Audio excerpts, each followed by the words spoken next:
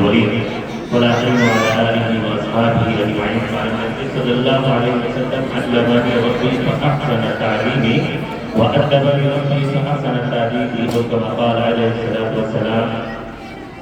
لائق احترام علماء کرام، سامعین اور سامعات، اب وقت بہت زیادہ ہو چکا ہے، لیکن بہرحال ہمارے ناظرین پروگرام کے حکم پر ہم کو چند منٹ کے لیے نقشائی کا موقع ملا ہے. میں بہت مختصر وقت میں ایک بات کہنا چاہتا ہوں کہ یہ جو نعمت، یہ جو دولت علم کی شکل میں ہمیں اللہ تعالیٰ نے عطا فرمائی ہے، اس کی ہمیں جتنی زیادہ تر اس کی توفیق ہوگی یہ علم ہمارے درمیان میں موجود اور محفوظ رہے گا. اور اگر اس کی قدر ہم کرنا چھوڑ دیں گے یا اس کی اہمیت کو پہچاننا ہم چھوڑ دیں گے تو یہ علم ہمارے پاس بھی نہیں رہے گا. نعوذ باللہ.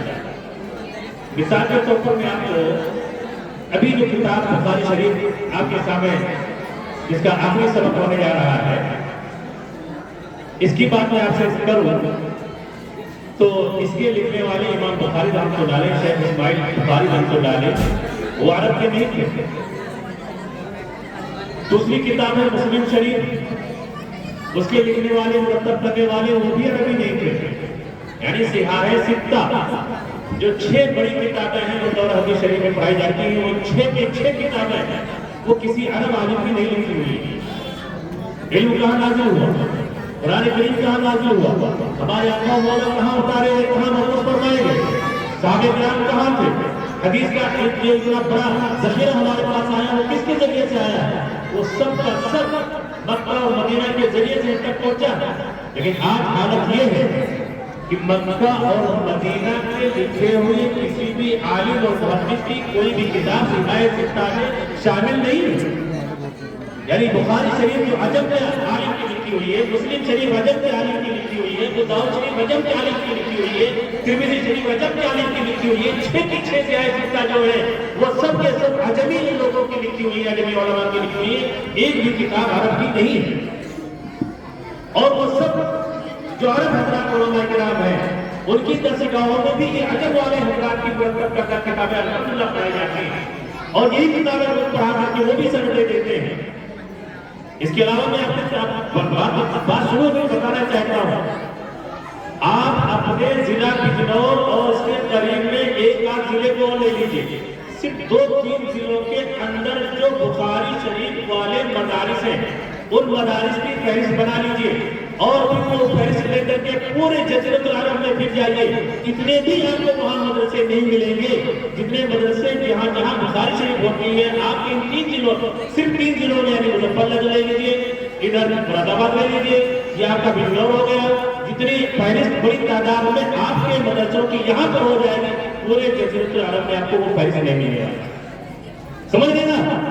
یہ کیا میں کہنا چاہتا ہوں؟ یہ کہنا چاہتا ہوں کہ جنہوں نے علم کی قدر کی اللہ نے ان کو نوازا ہے، جنہوں نے علم کی ناقدری کی اللہ نے ان کو محروم کر دیا ہے.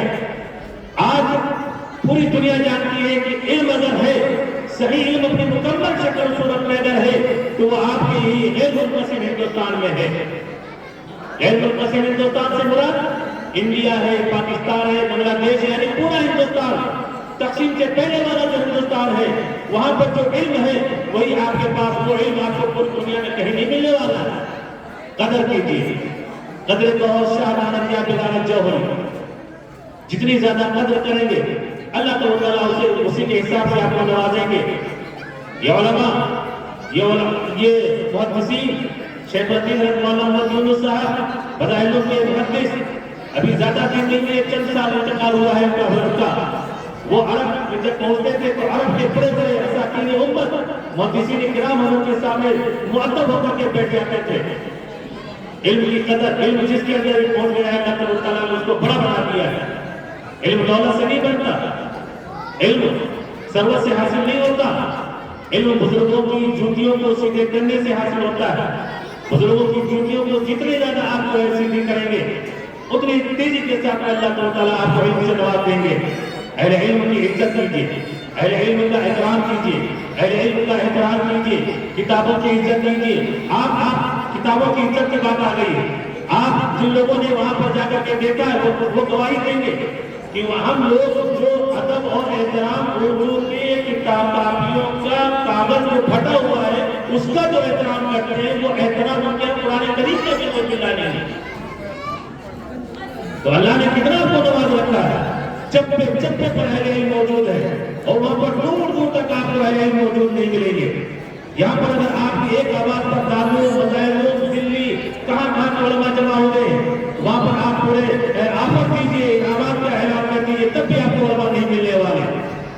علماء کی ناقدری انہوں نے کری، اس لیے علماء ہی نابود ہو گئے۔ کتابیں کہاں سے آئیں گی، علم کہاں سے آئے گا، حدیثیں کہاں سے آئیں گی، پڑھنے والے کہاں سے آئیں گے، پڑھانے والے کہاں سے؟ جب دستگاہ میں نظر رہے ہیں تو وہاں پر کہاں سے علم آ جائے گا؟ چکو فرسکا بطر سید کجا مانت مسلمانی۔ میرے دوستو، اے اہالیان کلرپور، میں نے صرف ایک بات آپ سے عرض کی ہے کہ اس علم کو جو اللہ تعالیٰ نے آپ کے سامنے، آپ کے سینوں میں، آپ کے سینوں میں، آپ کے ذہن و دماغ میں اللہ تعالیٰ نے اتارا، اتنی بڑی تعداد حفاظ کی آپ کے درمیان میں موجود ہے۔ آپ جانتے ہیں آپ کا بچہ، یہ بچے جو 24 بچے فارغ ہوئے ہیں، 24 بچے جو حفظ سے فارغ ہوئے ہیں، ابھی چند سال کے بعد آپ انہی بچوں سے پتہ لگائیں گے، کوئی کہتا ہے قطر میں تراویح پڑھا رہا ہوں، کوئی کہتا ہے دوحہ میں ہوں، کوئی کہتا ہے ابہا میں ہوں۔ کہتے کہ نہیں کہتے ہیں؟ کیا وجہ ہے کہ ہمارے بچے جو ہم یہاں پیدا کرتے ہیں یہ ایکسپورٹ کرتے ہیں، ہم حفاظ کو ایکسپورٹ کرتے ہیں، علماء کو ایکسپورٹ کرتے ہیں، اور کہاں بچے جاتے ہیں پڑھانے کے لیے؟ عربوں کو جا کے پڑھانے کے لیے آتے ہیں۔ یہ کم بڑی بات ہے، یہ کوئی کم بڑی بات ہے؟ اب سوچیے غور کیجیے کہ جہاں سے علم کے چشمے پھوٹتے ہیں، جہاں سے دین کا چشمہ پھوٹتا ہے، جہاں سے ایمان کا چشمہ پھوٹتا ہے، جہاں سے قرآن کا چشمہ نکلا ہے، وہاں ہمارے بچے جا کر کے ان کو جو ہے تراویح پڑھنے والے بچوں کو جا کر کے قرآن کریم کی تعلیم دے رہے ہیں۔ یہ کم سعادت بننے کی بات ہے؟ یہ سعادت بزرگ بازو میں تعالیٰ بخشت خدا بخشندہ، بس صرف ایک ہی بات لینے چاہیے کہ سہائے سکتا جو دولہ حدیث شریف میں پڑھائی جانے والی 6 کی 6 کتابیں ہیں، ان میں سے ایک بھی کتاب عرب عالم کی نہیں ہے، اور یہ 6 کی 6 کتابیں جو ہے عرب میں کہیں بھی چلے جائیں، یہ ساری کتابیں ماشاءاللہ پڑھائی جاتی ہیں۔ تو علم کی قدر جتنی زیادہ آپ کریں گے انشاءاللہ اللہ تعالیٰ آپ کو اسی کے حساب سے نواز دیں گے۔ رضینا قسمت و جبار فینا لرائب وللجہال مالو، اللہ جل تعالیٰ کا شعر ہے کہ اے اللہ ہم آپ کی اس تقریر پر راضی ہیں کہ آپ نے ہمیں علم کی دولت عطا فرما دی ہے، اور جاہلوں کو ناخواندار لوگوں کو آپ نے دولت عطا فرما دیا ہے۔ جزاک اللہ تعالیٰ خیرا۔ وقت نہیں ہے کیونکہ مفتی صاحب ہمارے درمیان میں تشریف فرما ہے، مفتی صاحب کے آخری سبق پر جو ہے پروگرام میں خطاب ہونے والا ہے، نماز ظہر بہت قریب ہے، اس لیے میں اپنے بات کا مختصر کر کے اسی بات پر فکر کرتا ہوں۔ وآخر دعوانا الحمدللہ رب العالمین۔